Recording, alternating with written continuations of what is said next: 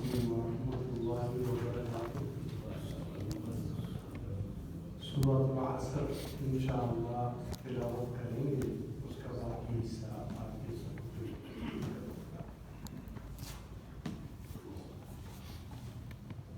الحمدللہ وسلام علی عبادہ الذین اصطفیٰ، اشہد ان لا الہ الا اللہ وحدہ لا شریک لہ واشہد ان محمدا عبدہ ورسولہ۔ اللہم صلی علی محمد وعلی آل محمد وبارک وسلم۔ اعوذ باللہ من الشیطان الرجیم، بسم اللہ الرحمن الرحیم۔ والعصر ان الانسان لفی خسر الا الذین آمنوا وعملوا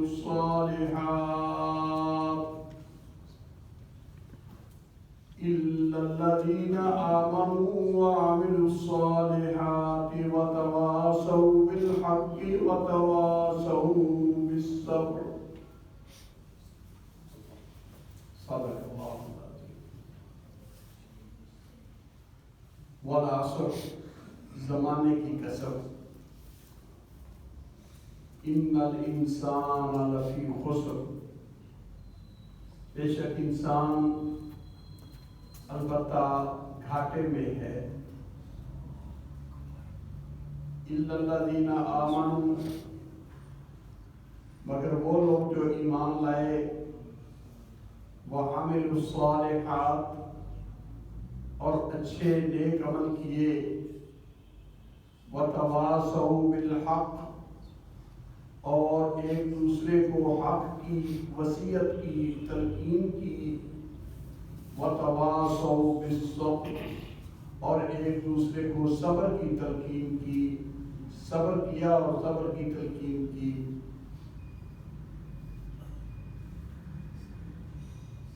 اس سورت کے حوالے سے ابتدائی باتیں پچھلے سبق میں ہو چکی ہیں۔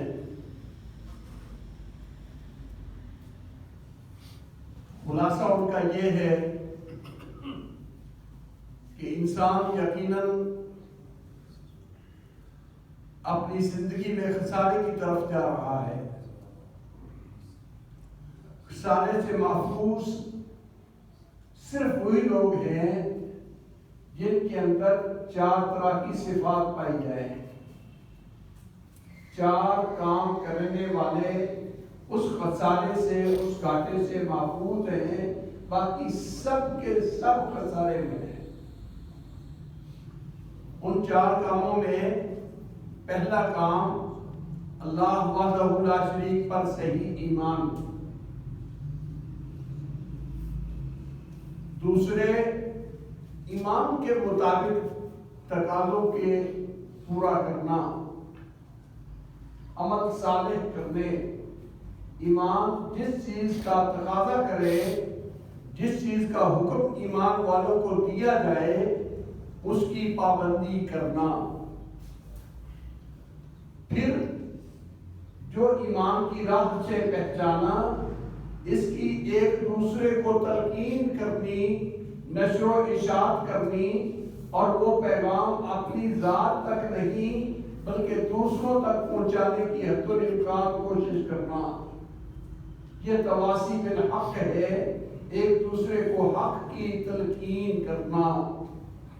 وتواصوا بالصبر، اور چوتھی چیز ہے باہمی طور پر اس راہ میں آنے والی مشکلات پر صبر کرنا۔ ایمان اور عمل صالح کا تذکرہ ہمارے اکثر سبقوں میں رہا ہے۔ صحیح ایمان وہ اللہ رب العزت کی پہچان کے بغیر ممکن نہیں، اور اللہ رب العزت کے ساتھ شرک کرتے ہوئے ایمان قابل اعتبار نہیں۔ اللہ کو وحدہ لا شریک ماننا ضروری ہے، پہچان بھی ہو اور اس پہچان میں اس قدر صداقت ہو کہ اللہ کے سوا وہ حق جو اللہ کا ہے وہ کسی اور کو نہ دیا جائے۔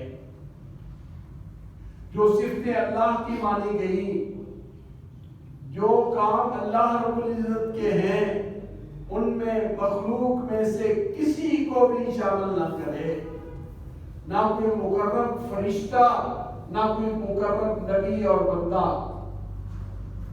اللہ وحدہ لا شریک پر خالص ایمان رکھنا، اور ایمان کے ساتھ اس کا لازمی جزء ایمان کے مطابق عمل کرنے ہیں۔ اس طرح سمجھیے کہ جس طرح پرندے کے اڑنے کے لیے پر ضروری ہیں، اسی طرح ایمان کے فائدے مند ہونے کے لیے اس کے ساتھ اعمال صالح ضروری ہیں۔ ایمان اس وقت تک مکمل نہیں ہوتا جب تک اس کے ساتھ اعمال نہ کیے جائیں۔ مثلا اللہ نے نماز کا حکم دیا ہے، پڑھی جائے۔ اگر وہ کہتا ہے میں اللہ کو تو مانتا ہوں مگر نماز نہیں پڑھوں گا، تو ایمان ناقص ہے، ایمان نہیں پورا۔ اللہ رب العزت نے زکوٰۃ کا حکم دیا ہے، کہے مانتا تو رب کو ہوں لیکن زکوٰۃ نہیں دوں گا، ایمان ناقص ہے، ایمان نہیں پورا۔ اسی لیے آپ نے فرمایا الایمان بضع وسبعون شعبہ، اعلیها قول لا الہ الا اللہ وَأَدْنَاهَا إِمَاطَةُ الْأَذَىٰ عَنِ الطَّرِيقِ۔ آپ نے فرمایا ایمان کی 70 سے زائد شاخیں ہیں، سب سے اونچی شاخ، سب سے اونچا درجہ جس سے ایمان شروع ہوتا ہے وہ ہے کلمہ لا الہ الا اللہ، جس کے بغیر ایمان میں داخلی نہیں ہو پاتا۔ پھر درجات ہیں، اعمال ہیں، حتیٰ کہ کم از کم درجہ یہ ہے کہ رستے سے چلتے ہوئے اگر کوئی اذیت والی چیز پڑی ہے، تکلیف دہ چیز ہے، تو اس تکلیف والی چیز کو رستے سے ہٹا دینا، یہ بھی ایمان کو مکمل کرتا ہے۔ رستے سے چلتے ہوئے تکلیف والی چیز، دوسروں کی اذیت کو ختم کرنا، تکلیف کو ہٹانا، یہ بھی ایمان کا عمل ہے۔ اس لیے عامل الصالحات ان کا دائرہ صرف مسجد کی حد تک نہیں، چند شعار کی ادائیگی سے نہیں، بلکہ اس کا دائرہ بڑا وسیع ہے۔ اپنی پوری معاشرت میں، اپنی روزمرہ کی زندگی میں ایمان کے تقاضے قدم قدم پر پیش آتے ہیں، حتیٰ کہ چلتے ہوئے رستے میں یہ کانٹے اور کوئی ایسی تکلیف دہ چیز ہو تو وہاں بھی ایمان کا تقاضا ہے کہ دوسرے گزرنے والوں کے لیے رستہ صاف کر دے۔ یہ بھی عمل صالح ہے۔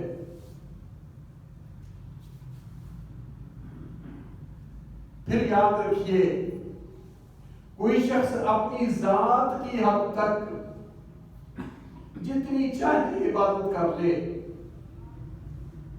جب تک اس کو دوسروں کی فکر نہیں ہوتی، اپنے بھائیوں کی فکر نہیں کرتا، باقی انسانیت کو جہنم سے بچانے کی فکر نہیں ہے، تو اس کا عمل بھی بیکار ہے، کامل ایمان والا نہیں۔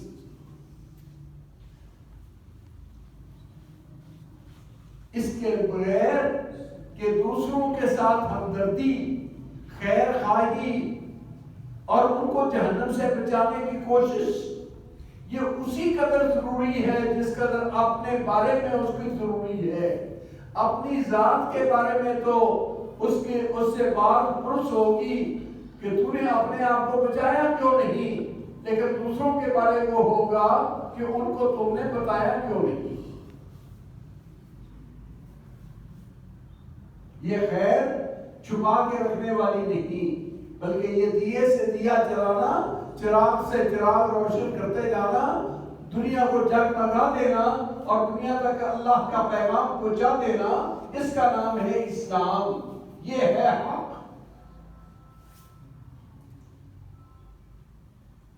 اس لیے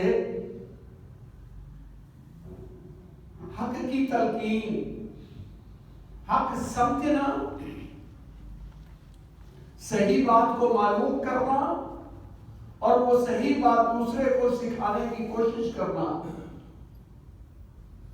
امر بالمعروف والنہی عن المنکر، نیکی کا حکم دینا اور برائی سے روکنا اللہ نے اس امت کے ذمے لگایا ہے۔ کنتم خیر امت اخرجت للناس تأمرون بالمعروف وتنہون عن المنکر وتؤمنون باللہ، تم کو بہترین امت بنایا گیا ہے۔ محمد کریم صلی اللہ علیہ وسلم کی امتی تمام امتوں سے افضل ہے۔ کیوں؟ تأمرون بالمعروف، تم دوسروں کو نیکی کا حکم دیتے ہو، وتنہون عن المنکر، برائی سے روکتے ہو، وتؤمنون باللہ، اور ایمان رکھتے ہو اللہ پر ایمان لاتے ہو۔ یاد رکھو ایمان کا درجہ پہلا ہے، قرآن نے اسے بیان کیا ہے تیسرے نمبر پر۔ امر بالمعروف والنہی عن المنکر ایمان لانے کے بعد کیا جائے گا۔ جو خود بندہ مسلمان نہیں، دوسرے کو کیا کہے کہ مسلمان ہو جا؟ ایمان پہلے ہے، لیکن قرآن مجید کا یہ اسلوب اس کو پہلے ذکر کیا ہے اس کی اہمیت کو اجاگر کرنے کے لیے، تاکہ تمہارے ذہنوں میں اس کی قدر، اس کی ویلیو آ جائے کہ دوسرے کو بھلائی کا حکم دینا اور برائی سے منع کرنا کتنا بڑا اہم ہے۔ اللہ رب العزت نے گویا کہ پیارے حبیب کی امت بنائی ہی اسی لیے ہے کہ لوگوں کو تاکہ یہ کام کرے، نیکی کا حکم دے اور برائی سے روکے۔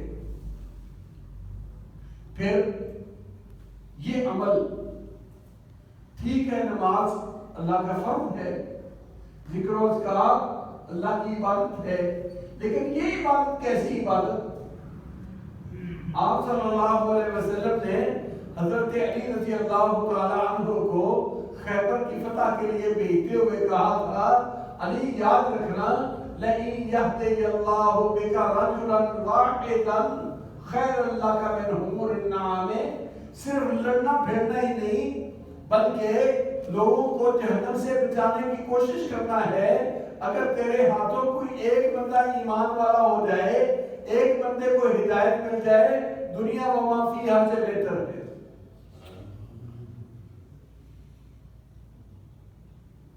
کسی کو جہنم سے بچانے کی کوشش کرو، کسی کو گمراہی سے نکالنے کی کوشش کرو، کسی بے نماز کو نمازی بنانے کی کوشش کرو، کسی حرام خور کو اس کی وعید اور اس کی عاقبت سے متنبہ کر کے اس کو حرام خوری سے بچا لو، بہت بڑا نفع ہے، بہت بڑا نفع ہے، بہت بڑا نفع ہے۔ اگر آپ کے کہنے پر کوئی آدمی سیدھی راہ پر آ گیا، اب وہ نیکی کے اعمال کرتا ہے، آپ کا کھاتا کھل گیا، آپ کے نامہ اعمال میں بھی اتنی نیکی کا اثر لکھا جائے گا، جتنا اس نیکی کرنے والے کو اتنا آپ کو بھی ملے گا۔ اور اللہ کا فضل دیکھو کتنا، اس کے عمل سے کوئی کمی نہیں ہوگی، اس کا حصہ کاٹ کے تم کو نہیں دینا، اس کے عمل کا اس کو پورا پورا بدلا، لیکن کیونکہ تم نے سکھایا تھا، تمہاری وجہ سے وہ نیکی پر آیا تھا، تمہارے کھاتے میں اللہ کی رحمت سے لکھ دیا جائے گا۔ اتنا بڑا عمل، نیک عمل، جس عمل کو آج کل ہم کہتے ہیں یار ہم کیا کریں، کرتے ہیں جو مرضی کرتے رہے، ہمیں فکر نہیں ہوتی، ہمیں اپنے بھائیوں کا درد نہیں ہوتا کہ یہ کیسے لوگ جہنم میں جانے والے، جہنم میں کودنے کے لیے تیار ہیں۔ اللہ نے ہمیں سمجھ بھی دی ہے اور ہم ان کو بچا بھی رہے۔ درد بھری ایک بات، ہم گھروں میں کام کرانے کے لیے کرسچن بھی رکھ لیتے ہیں، کام کرانے کے لیے، لیکن کبھی سوچا ہے کہ میں اس کو جہنم کی آگ سے بچاؤں، میں اس کو تلقین کروں کہ یہ مسلمان ہو جائے اور اللہ رب العزت اسے ہدایت دے دے اور جہنم کی آگ سے بچ جائے؟ کبھی یہ کوشش کی؟ یہ تو مسئلے ہم پوچھتے ہیں، یہ کرسچن بچی کے ہاتھ کے دھوئے برتن ان سے گھر کا کام کروانا جائز ہے یا نہیں، لیکن ان تک دین کا پیغام پہنچانا، آپ کے گھر میں وہ پہنچ گئی، اب اس تک دین کی بات پہنچانا آپ کی ذمہ داری۔ ہم نے کیا کرنا ہے؟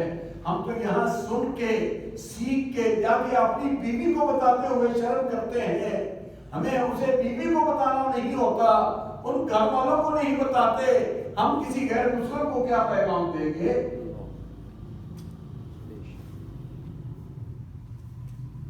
یاد رکھیے، ہمارا بہتر ہونا آپ کا امتی کہلانے کی وجہ سے صرف نہیں، بلکہ وہ خصائص ہیں جو اللہ نے آپ کے امتی کے اندر رکھے ہیں قرآن پاک میں، ان کو پیدا کرنا چاہیے۔ یہ ہے وَتَوَاصَوْا بِالْحَقِّ، تواسی بالحق، وَتَوَاصَوْا بِالصَّبْرِ۔ پھر اس کام کرتے ہوئے دکھ آئیں گے، تکلیفیں آئیں گی۔ اَحَسِبَ النَّاسُ أَن يَقُولُوا لَا إِلَٰهَ إِلَّا اللَّهُ وَهُمْ لَا يُفْتَنُونَ۔ لوگوں نے یہ سمجھ رکھا ہے کہ ایمان قبول کر لیں تو بس پھولوں کی سیج ہے اور کوئی دکھ نہیں آئے گا۔ نہیں، یاد رکھو اس سچی راہ میں دکھ آنے ہیں۔ میں نے پچھلے سبق میں اشارہ کیا تھا، پیارے حبیب سے بڑھ کے میٹھی زبان کسی کی نہیں، ان سے بڑھ کے اعلیٰ اخلاق کسی کا نہیں، ان سے بڑھ کے اچھا انداز کسی کا نہیں، لیکن اس کے باوجود جب حق کی بات کہی تو پھر انہیں بھی پتھر کھانے پڑے۔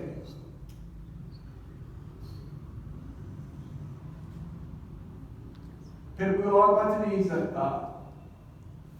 آپ کی راہ پہ چلتے ہوئے مصائب آنی ہیں، پھر ان پر صبر کرے،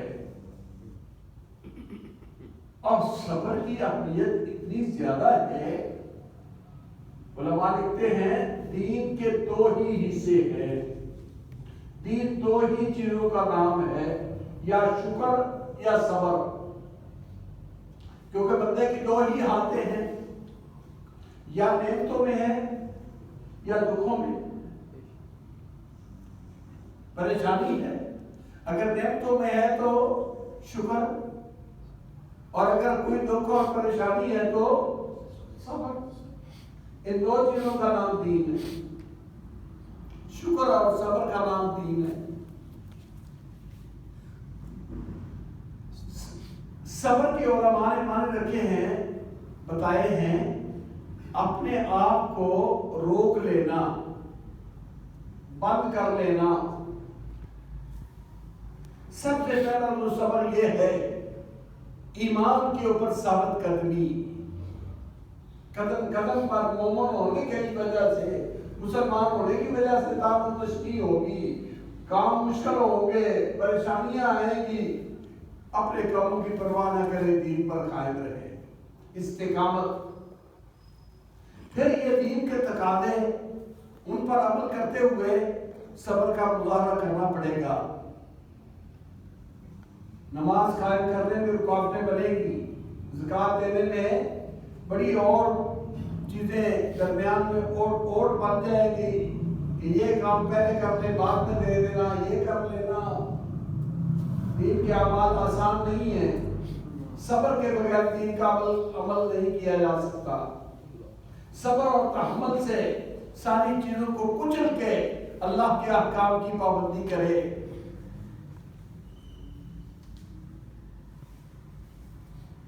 یہ صبر ہے دین پر صبر، استقامت پر صبر. پھر ہے اللہ کی معصیت نافرمانی کے بارے میں صبر. بڑی دلربا بن کے سامنے آتی ہے بے حیائی، بڑی دل کو بھانے والی ہوتی ہے وہ بے حیائی. گناہ کا کام بڑا لذیذ ہوتا ہے، بڑا اچھا لگتا ہے، جب تک اس جو دنیا جسے اچھا کہتی ہے اس سے صبر نہ کرو گے ایمان نہیں ملے گا. برائی سے اپنے آپ کو روکو، برائی سے رکنا صبر ہے.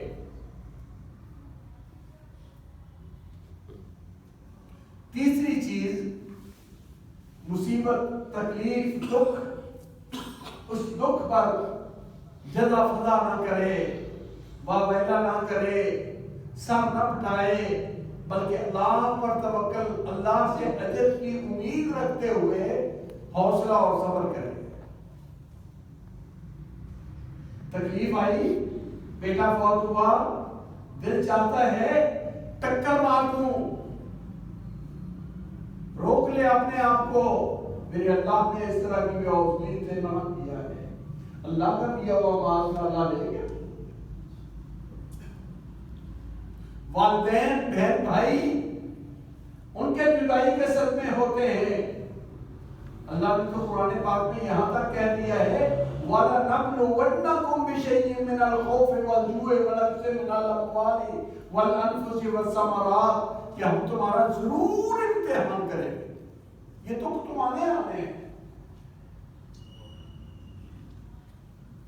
اور ساتھ ہی کہہ دیا وَبَشِّرِ الصَّابِرِينَ،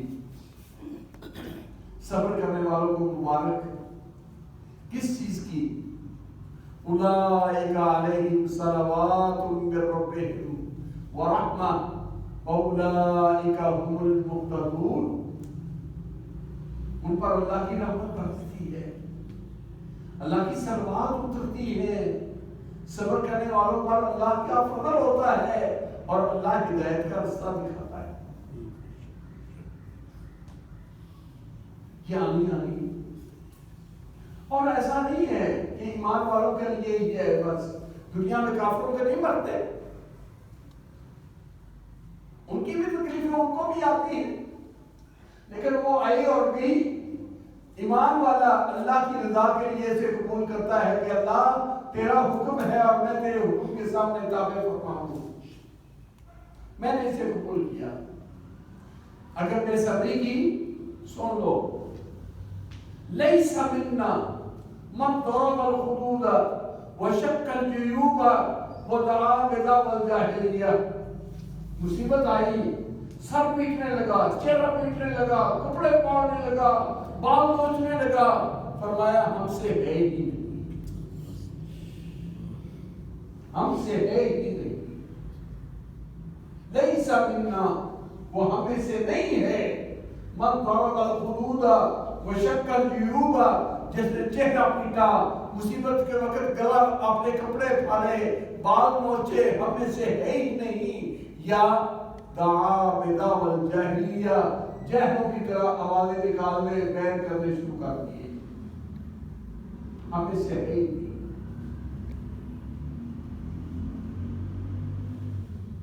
اور دوسری طرف فرمایا اللہ اکبر، جامع ترمذی کی روایت، رونگٹے کھڑے ہو جاتے ہیں. اللہ اکبر.